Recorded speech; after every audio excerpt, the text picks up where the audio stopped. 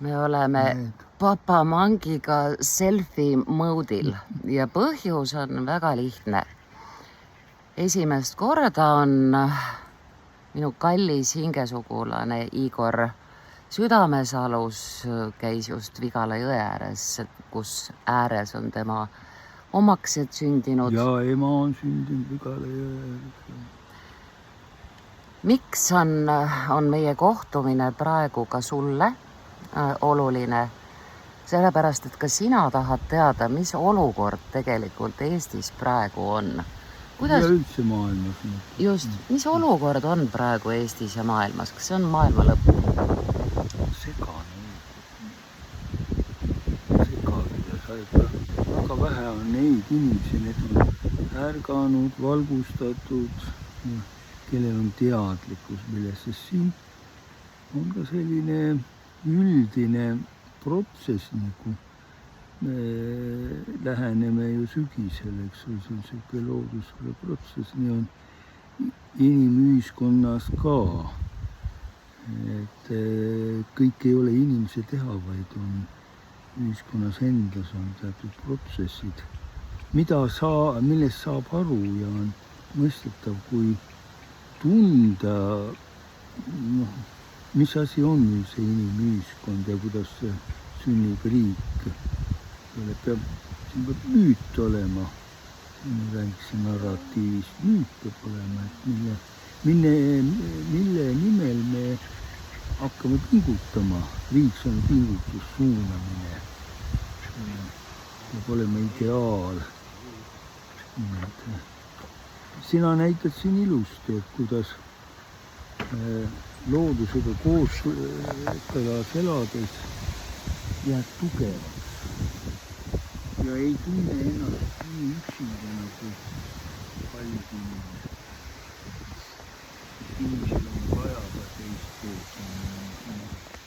See on selge, see on kindel. Ma olen nii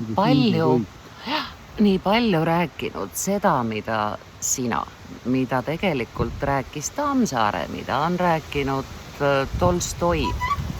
Ma olen nii palju rääkinud sellest, et meil on ökokülade loomiseks ülim aeg, viimane aeg tulla ära linnast, rajada oma kodud, kasvatada oma toit, hoida vastavalt oskustele punti, kellelt hobune, kellelt lammas, kellelt porgand.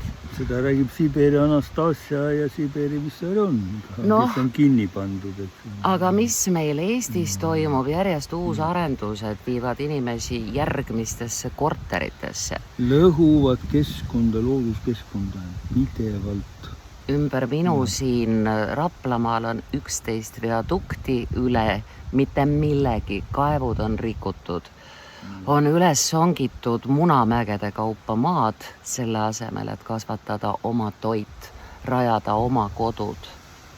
Kas me hiljaks ei ole jäänud, papa? Võib-olla on hiljaks jäänud, jah. Sest selline tehniline tsivilisatsioon, ta ei saa nii, ei jää pidama. Ta läheb lõpuni, kollapsini. Kahjuks ma juba hakkan juba sedasi mõtlema, et asi läheb kollapsini. Ja siis jääb seisma see protsess, mis praegu lihtsalt lõhub. Iga asi saab ükskord valmis. Lääne tsivilisatsioon on valmis saanud. Ja esimese maailmasõjaga see oli kultuuri lõpp. Siis ju Spengler kirjutas õhtuma allakäigu, et kõik lääs on lõpetanud oma domineerimise ja nüüd on juba 21. sajand. Kõik hakkab lihtsatest asjadest peale, peab olema usk, vaim peab kehastuma teatud inimestest ja nad lähevad väge täis ja hakkavad vedama inimesi, sest aitab, kui 30% inimesest võtab vastu uue õpetuse idee, siis 70 tuleb lihtsalt kaasa. mõtlevaid, energilisi, sest nägijaid on ju alati vähe. Aga nad tänu oma aktiivsusele, nad suudavad kaasa tõmmata ka neid, kes ei mõtle. Sest need, kes ei mõtle, neil on halb, neil ei ole varsti enam pudel õlut ja tüki vorst enam lauale panna. Ja autot ei saa enam juhtuda, sest bensiini ei ole. Vaat siis läheb mölluks. Intelligentsi haritlaste ülesanne tee on valgustada seda teed, mida mööda ühiskond peab minema, et jõuda välja ilusale haljale aasale. See ongi intelligentsi ülesanne. Inimkonnast nii palju, et on meile öelnud nüüd avalikult Bill Gates, et planeedile mahub 1 miljard, mitte 8,5, nagu praegu. Elon Musk halastab poolele, ehk siis jätaks järele 4 miljardit. Ja selleks, et meid kokku tõmmata, siis on meil taevasse tõmmatud raskemetallid triibud, millest moodustub alumiiniumkuppel, nii ilusad, firmalised ja puha. Selleks on valmis pandud järgmised vaktsiinid, selleks on toidu moondamine, kemikaalid toidus, et saada meist lahti. Ja ühtlasi siis neid maid, mis veel ei põle, veel ei upu, neid siis pommitatakse just praegu, kui me papa Igor Mangiga siin vestleme. Praegu just pommid lõhkevad, raketid lendavad, droonid sumisevad. Ja see on igal hetkel, laev lendab, rakett lendab, küla lendab, pered hukkuvad, lapsed, naised tapetakse. Kui inimene sellele mõtleb, siis ta hakkabki tundma, et maailma lõpp. Seepärast otsitakse rahust, umustamist, kas alkohol, narkootikum või vahetada paarilist kogu aeg. Mingisugust, et vabaneda sellest mingist mõelda on, praegust on mõelda väga raske, sest ta toob sulle kõik ette. Hirmsa pildi toob ette, aga kui sa ei mõtle, see on ikkagi natuke lihtsam. Lihtsam on, tead, kus vaata niimoodi siin looduses, ehk siis tuul puhub, part lendab, siga ei lenda. Ja seda peab kaitsma, peab veel kaitsma.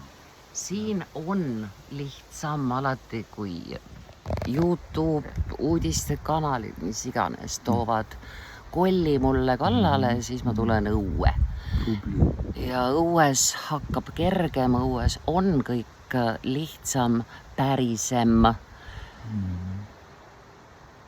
Miks ei taha eestlased lapsi saada? Miks lähevad eestlased ära meie Maarjamaalt? Nad ei usu siin heasse tulevikku, nad ei usu. Meie hoolde on antud Gaia, meie koduplaneedi käbinääre Eesti. Ja me jätame ta tühjaks, songime üles, varastame paljaks. Igal juhul peaks võitlema lõpuni. Kui lähed, siis lähed võitluses ja see on alati positiivsem. Mismoodi see päris võitlus välja näeb? Ja küll läheme Toompeale käidud. Jaa, vaat need ongi, et ikkagi rajag läbi raskuste ökokülasid. Ja elagi nii nagu õige, mitte mingisuguse sotsialismi, kapitalismi või ei tea veel mingi, et kuidas on õige, see on meie eelnevate põlvkondadel on ju see tarkus olemas. Ta on ka kirja pandud ja neid inimesi otsitakse. Kas või Einar Laigna, ta on palju aastaid, 82 pool, aga teda kutsutakse, pidevalt kutsutakse, sest ta kannab nüüd väärtust. On muuseas teatud ringkondades väga veendunult inimesed rääkimas, et Einar Laignast peaks saama Eesti president. Vaat see oleks sirge essumisega president, ja ma olen sellega nõus. kes teeb uue põhiseaduse, kes kuulutab välja erakorralised valimised, presidendi otsevalimised, lõpetab igasuguse korruptiivse valetamise, varastamise, eraäri, klounaadi. Minu jaoks kõige esimene presidendikandidaat oleks Indrek Neivelt, teisel kohal võidukalt Hannes Hanso, siis Kristel Woltenberg ja kui see peaks olema Helme, siis palun Monika. Kes sinu presidendikandidaat on? No Laigna asjus me oleme hästi üksmeelel. Hanso on muidugi kõige parem planeetide seis võrreldes kõikide. Hansol? Jaa, ta on väga, väga hea. Aga mul oleks temast kahju, kui ta hakkaks presidendiks. Tal on ees midagi suuremat teha.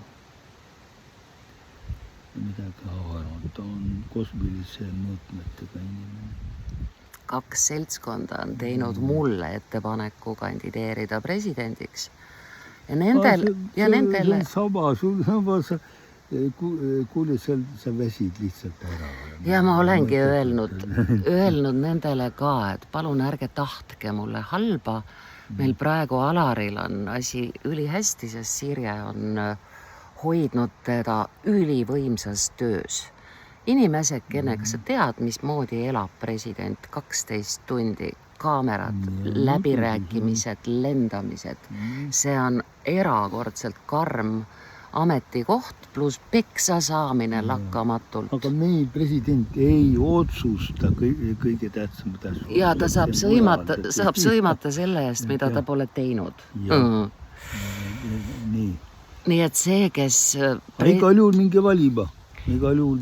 Valida me saame järgmist parlamenti poole aasta pärast. Presidenti valib parlament ja see on ülisuur jama. Rahvas peaks valima. Ja paremus, kui see läheks, nagu räägiks põllule. Mul on ka Hannese suhtes selles mõttes võimas tunne, et ta on Eesti üks ägedamaid isiksusi.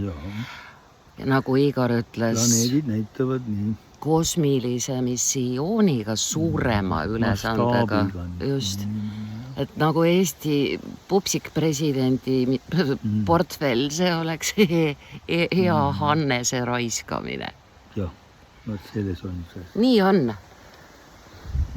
Olge väga hoitud, tänan südamest, au eest. Lõpuks ometi üle pika aja oma papa Mangiga ühte õhku hingata, teineteist nuusutada. See oli kosutav. Kuidas tervis on, eks? Nii armas. Peame veel vastu. Peame jah. Tead sina ka. Kallistan.